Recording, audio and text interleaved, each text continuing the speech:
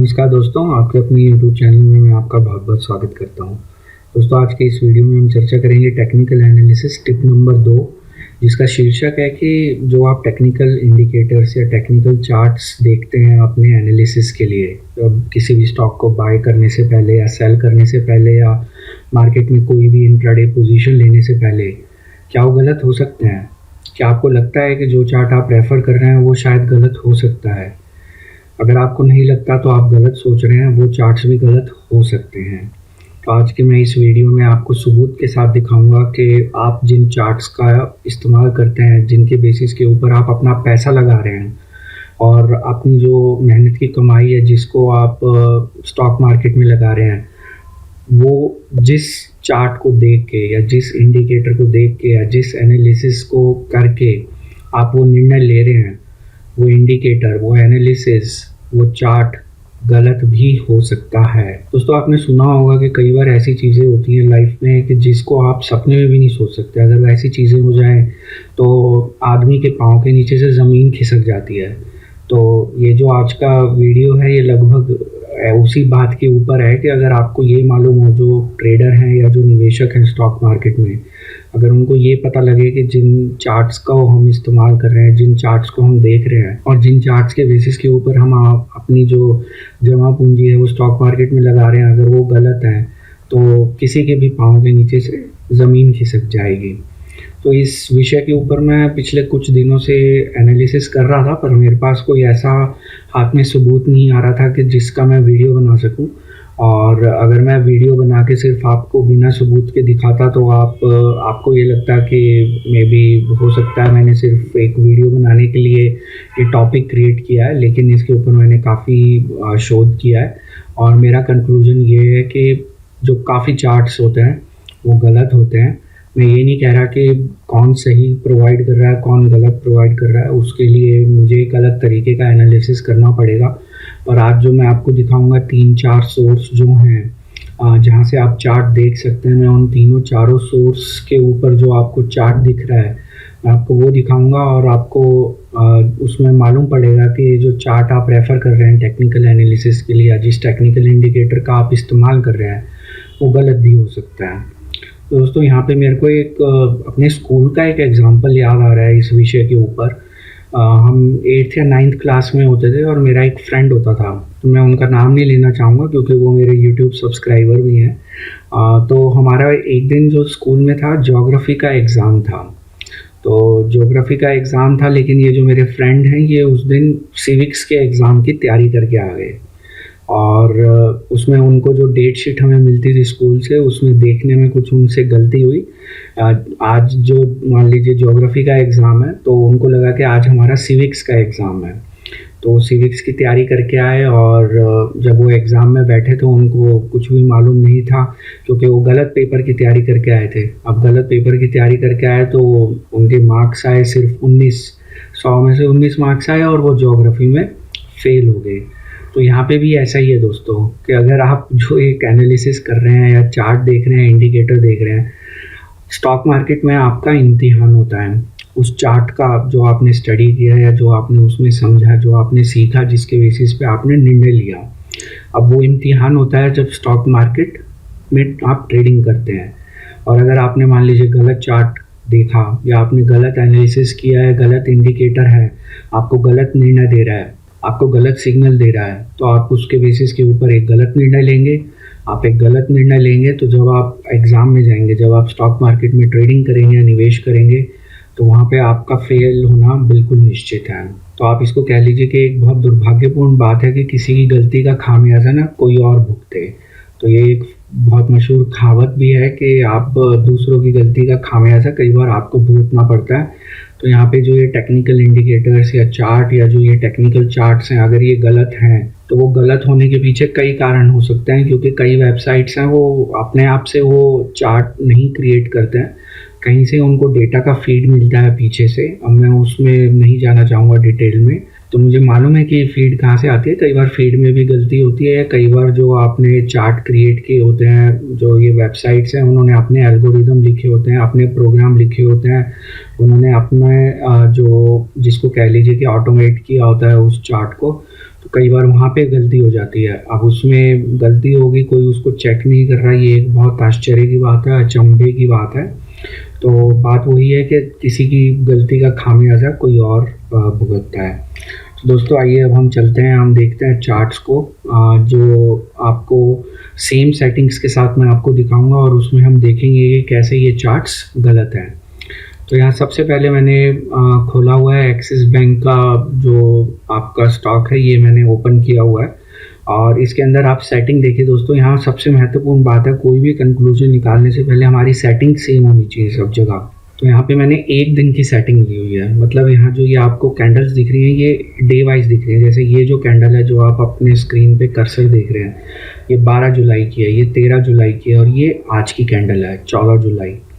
अब आज 14 जुलाई का जब आप डेटा देखेंगे तो यहाँ पे मैंने MACD जो इंडिकेटर है उसको यूज़ किया हुआ है और यहाँ पे देखिए दोस्तों, मैं आपको हर चीज़ स्क्रीन पे दिखाऊंगा कि इसमें कोई गड़बड़ नहीं है कंक्लूजन में। तो आपको ऐसा नहीं लगना चाहिए कि यहाँ पे कुछ सेटिंग्स में गड़बड़ है। तो आप ये सेटिंग देखिए, स्टैंडर्ड MACD की जो सेटिंग है, सब लोग यही सेटिंग यूज़ करते हैं।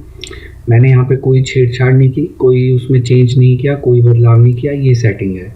अब आप यहाँ पे देखिए MACD की जो रीडिंग है, ये काली लाइन जो है एक्चुअली ये ब्लू लाइन जिसको फास्ट लाइन कहते हैं ये वो है, और रेड लाइन जो है वो स्लो लाइन है। आपके यहाँ पे रीडिंग दिखा रहा है 0.51 और 0.24। सिंप्लिसिटी के लिए हम सिर्फ 2 डेसिमल तक जाएंगे। तो MACD की 14 जुलाई की जो रीडिंग आपको दिख रही है वो 0.51 और 0.24 है। और ये जो इंटरफेस है, ये जो मेरे ब्रोकर हैं ये उनका इंटरफेस है। मैं यहाँ पे बिल्कुल भी ये कंक्लूड नहीं कर रहा कि यहाँ पे ठीक है वहाँ पे गलत है, या इस वेबसाइट पे ठीक है या इस वेबसाइट पे गलत है।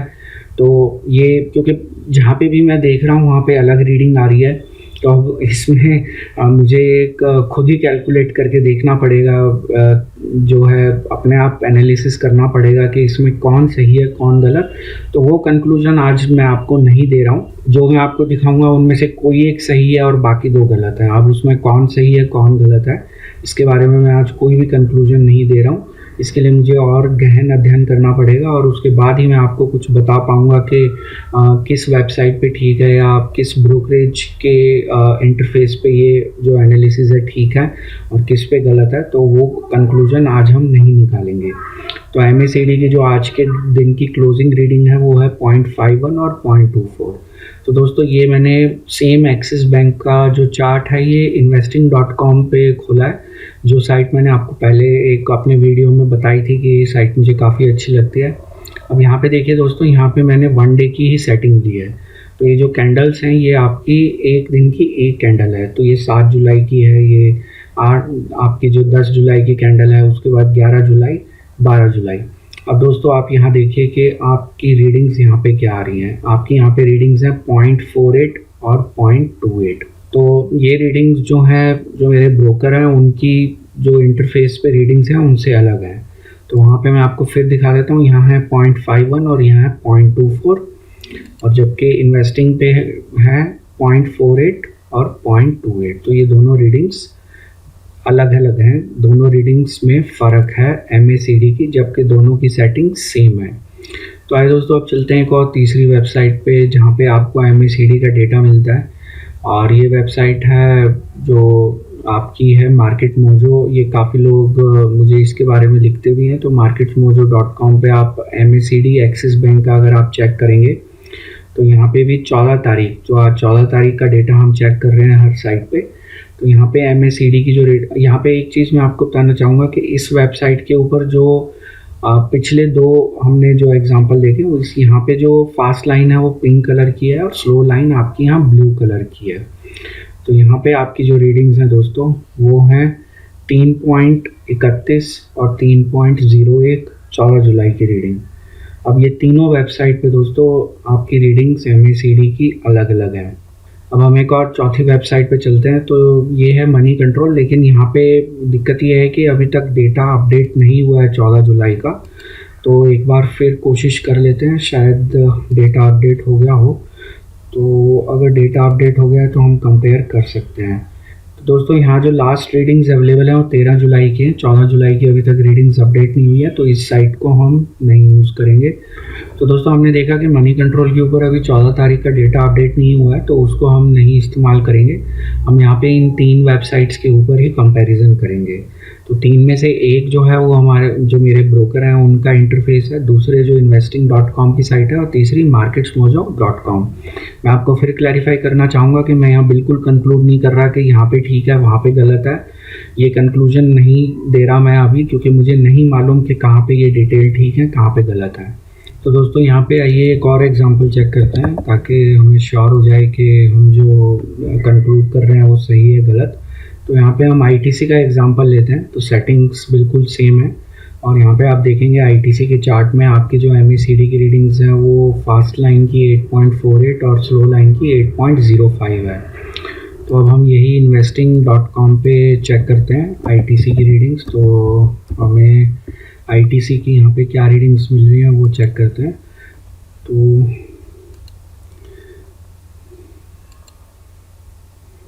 तो दोस्तों investing.com पे आपकी जो ITC की रीडिंग्स हैं वो हैं 8.51 और 8.45, जो कि पिछले चार्ट में हमने देखा था 8.48 और 8.05। तो ये दोनों रीडिंग्स में डिफरेंस है। यहाँ पे भी जो है आपकी ITC के चार्ट में भी इन दोनों वेबसाइट्स में आपको इन रीडिंग्स में डिफरेंस दिखा रहा है, जबकि यहाँ पे इस केस में थोड़ा डिफरेंस कम है, लेकिन पहले वाले केस में एक्सिस बैंक वाले केस में आपका डिफरेंस ज़्यादा था। तो आइए अब हम देखते हैं कि ये तीसरी वेबसाइट आपको क्या रीडिंग्स दे रही है MACD की। तो यहाँ पे आप MACD की रेटिंग्स आप देखेंगे ITC के लिए। तो यहाँ पे भी दोस्तों देखिए कि तीनों वेबसाइट के ऊपर आपकी जो रीडिंग्स हैं MACD की वो अलग अलग है।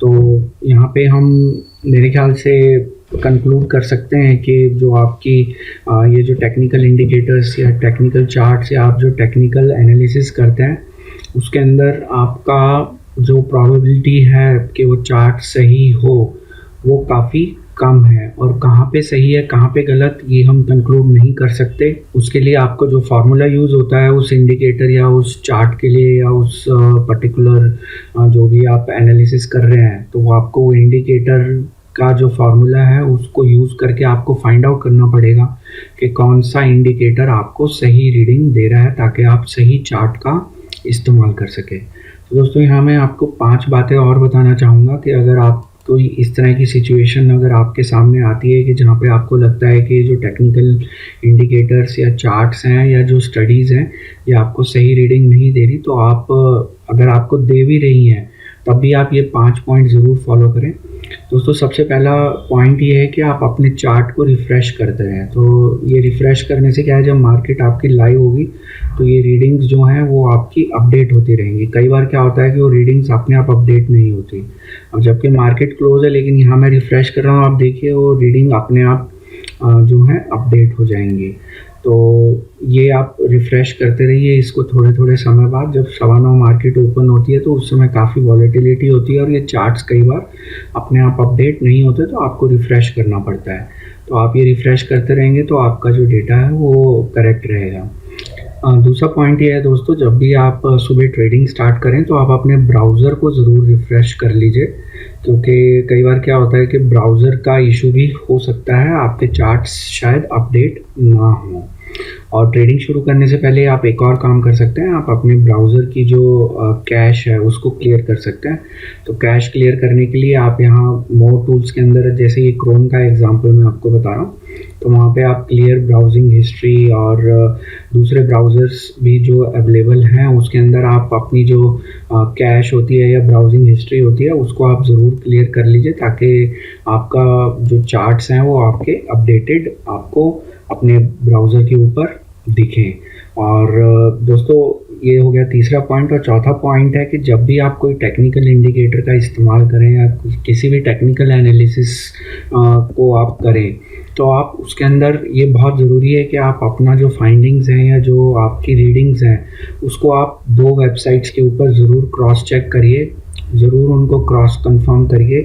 मे भी हो सकता है कि एक पॉसिबिलिटी है कि 2 वेबसाइट्स पे शायद रीडिंग ना मिले, लेकिन अगर 2 वेबसाइट्स के ऊपर आपकी रीडिंग लगभग सेम हैं तो आप मान सकते हैं कि मोर और लेस जो आपकी रीडिंग्स हैं वो शायद ठीक हो सकती हैं। मैं ये नहीं कह रहा ठीक है, उसमें फिर भी क्योंकि क्या होता है कि ये सारा गेम जो है वो पॉइंट्स का होता है। मान लीजिए आप MACD इंडिकेटर देख रहे हैं और आप यहाँ क्रॉस ओवर चेक कर रहे हैं कि जब ये फास्ट लाइन स्लो को क्रॉस करेगी, अगर वो क्रॉस कर देती है और आपके जो इंडिकेटर में 0.2 का भी अगर डिफरेंस है कैलकुलेशन में, तो वो आपको एक फॉल्स सिग्नल देगा। तो जैसा कि मैं आपको पहले वाले वीडियोस में भी बता चुका हूँ कि फॉल्स सिग्नल्स जो हैं वो एक सबसे बड़ी समस्या है, जो ट्रेडिंग के अंदर सबसे बड़ी बाधा है फॉल्स सिग्नल। और ये फॉल्स सिग्नल के लिए हर बार जो है आप जिम्मेवार नहीं होते उसकी गलत रीडिंग के लिए। कई बार आपको गलत रीडिंग दिख रही होती है या दिखाई जाती है, तो वो भी एक बहुत बड़ा कारण है जिसकी वजह से आप एक गलत निर्णय लेते हैं। तो आपको ये जानना बहुत ज़रूरी है कि कौन सा इंडिकेटर सही है, कौन सा गलत है, किसकी रीडिंग सही है, किसकी रीडिंग गलत है। और उसमें अगर थोड़ा सा भी अगर आपको डिफरेंस दिखता है तो वो जो है वो आपके ट्रेड के लिए हानिकारक है और आपका मुनाफा जो है वो नुकसान में कन्वर्ट हो सकता है। तो यहाँ पे आप 2 वेबसाइट्स ऐसी फाइंड आउट करिए जहाँ पे आपको ऐसा लगे कि इन दोनों के ऊपर जो आपके रीडिंग्स हैं वो करेक्ट हैं। मैं आने वाले समय में ज़रूर एक और वीडियो बनाऊंगा जहाँ पे मैं इसके ऊपर जो आगे अब शोध करने वाला हूँ या जो अध्ययन करने वाला हूँ कि इसमें ये कहाँ पे गड़बड़ है और कौन सी मैं आपको वेबसाइट आप रेफ़र कर सकते हैं, कौन सी वेबसाइट आप रेफ़र कर सकते हैं जहाँ पे आपको एक्यूरेट रीडिंग्स मिलेंगी। वो भी मैं आपको एक आने वाले वीडियो में बताऊंगा, पर उसके लिए मुझे कुछ समय चाहिए उस एनालिसिस को करने के लिए। तो अभी मैं उसके बारे में कुछ भी कंक्लूड नहीं कर सकता कि जो भी हमने वेबसाइट्स आज इस वीडियो में चर्चा करी जिनके बारे में, उनमें से कौन सी सही है, कौन सी की रीडिंग्स गलत हैं, कौन सी की रीडिंग्स एक्यूरेट हैं। तो वो मुझे देखना पड़ेगा। हो सकता है कि कुछ इन वेबसाइट्स ने आपस में जो रीडिंग्स दे रहे हैं ये तीनों जो एक ही इंडिकेटर की सेम सेटिंग के ऊपर अलग अलग रीडिंग दे रहे हैं, हो सकता है इन्होंने जो प्रोग्राम लिखा है उसमें कुछ चेंज हो सकता है कि कोई सेटिंग इनमें से जो ये एक वेबसाइट ए है, वेबसाइट बी है और वेबसाइट सी है, इन तीनों ने अलग अलग सेटिंग्स यूज़ की हों, ऐसा भी पॉसिबिलिटी है। तो मैं ये नहीं कह रहा कि सिर्फ कैलकुलेशन में ही गड़बड़ है। हो सकता है कि जैसा कि हमने वो मनी कंट्रोल वाली वेबसाइट पे देखा, उन्होंने MACD की एक डिफरेंट डेफिनेशन यूज़ की हुई है, तो वहाँ पे मैंने आपको दिखाया नहीं, लेकिन आपको अगर मैं दिखाना चाहूँ तो वहाँ पे हम देखते हैं। तो यहाँ पे देखिए दोस्तों, यहाँ पे जो MACD की आपके जो डिफ़ॉल्ट सेटिंग्स हैं वो 3, 13 और 25 है। तो ये 3, 13, 25 क्या है, इसके अंदर आपका जो पीरियड कंसिडर किया है 3 दिन का है, शॉर्ट साइकिल 13 और लॉन्ग साइकिल 25 दिन की है। जबकि आप दूसरी वेबसाइट्स पे देखेंगे तो यहाँ पे जो रीडिंग्स आपकी कैलकुलेट की गई हैं वो आपकी कैलकुलेट की गई हैं आपके 9 दिन के सिग्नल लेंथ के ऊपर, और फास्ट वाली जो लाइन है वो 12 दिन और स्लो लाइन 26 दिन। जबकि आपके यहाँ इस वेबसाइट मनी कंट्रोल के ऊपर 9 की जगह 3 है और 12 की जगह 13 है और 26 की जगह 25 है। तो जब आप ये सेटिंग्स अगर चेंज करेंगे तो वहाँ पे एक स्वाभाविक है कि आपकी जो रीडिंग्स हैं वो अलग ही आएंगी। इसलिए ये एक और दूसरा कारण है कि मैंने मनी कंट्रोल का डेटा अपने इस एनालिसिस में कंसिडर नहीं किया, क्योंकि जो डिफ़ॉल्ट सेटिंग्स हैं मैं मानता हूँ कि डिफ़ॉल्ट सेटिंग्स पे ही आप जाएं। तो अगर यहाँ पे जैसे डिफ़ॉल्ट सेटिंग्स मनी कंट्रोल ने अलग रखी हैं, उन्होंने कुछ सोच के रखा होगा और इसको ज़्यादा रिएक्टिव बनाने के लिए, इसको ज़्यादा स्पॉन्टेनियस बनाने के लिए हो सकता है कि ये सेटिंग्स ये वाली यूज़ की गई हैं। लेकिन जैसा कि मैंने आपको कहा कि आप कोई भी एनालिसिस करें वहाँ पे आप अपनी सेटिंग्स को सेम रखेंगे तभी आप कुछ कंक्लूड कर पाएंगे। तो यहाँ जो 3 वेबसाइट्स मैंने कंसिडर की हैं वहाँ पे हमने तीनों जगह सेटिंग्स सेम रखी हैं और जो डिफ़ॉल्ट सेटिंग्स हैं वो सेम हैं जो आपकी स्टैंडर्ड सेटिंग्स होती हैं। स्टैंडर्ड मतलब जो यूनिवर्सली यूज़ होती हैं। तो पॉइंट में आपको ये बता रहा था कि जो भी आप एनालिसिस करें, कोई भी टेक्निकल इंडिकेटर यूज़ करें या कोई भी चार्ट यूज़ करें, आप उसको 2 वेबसाइट्स पे चेक करें और आप उसको एक बार जांच परख लें कि जो ये रीडिंग्स हैं ये एक्यूरेट हैं या नहीं है। और आखिरी पॉइंट दोस्तों यहाँ पे मैं आपको बताना चाहूँगा कि अगर आपको लगे कि कोई भी टेक्निकल इंडिकेटर आपको ठीक रीडिंग्स नहीं दे रहा है, सिग्नल नहीं दे रहा है, उसका इस्तेमाल ना करें। गलत एनालिसिस करने की बजाय बेहतर यही होगा कि आप एनालिसिस में उसको यूज़ ना करें, क्योंकि गलत एनालिसिस से आपका गलत निर्णय होगा। अगर आपका निर्णय गलत हुआ तो आपका स्टॉक सिलेक्शन गलत होगा, आपका स्टॉक सिलेक्शन गलत हुआ तो मुनाफे की जगह आपको नुकसान हो सकता है।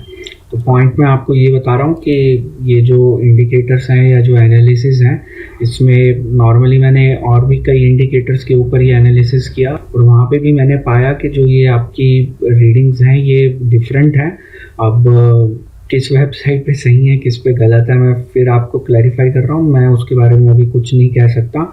इसके ऊपर मैं एनालिसिस करके जो इसका दूसरा वीडियो लेके आऊँगा वहाँ पे मैं आपको इसके बारे में पूरी जानकारी दूंगा कि कौन सी वेबसाइट पे सही है, कौन सी पे गलत है या क्यों है, गलती का कारण क्या है, या वो बाय डिज़ाइन ऐसी हैं कि उसके अंदर जो पीछे प्रोग्राम लिखा गया है वो अलग तरीके से लिखा गया है।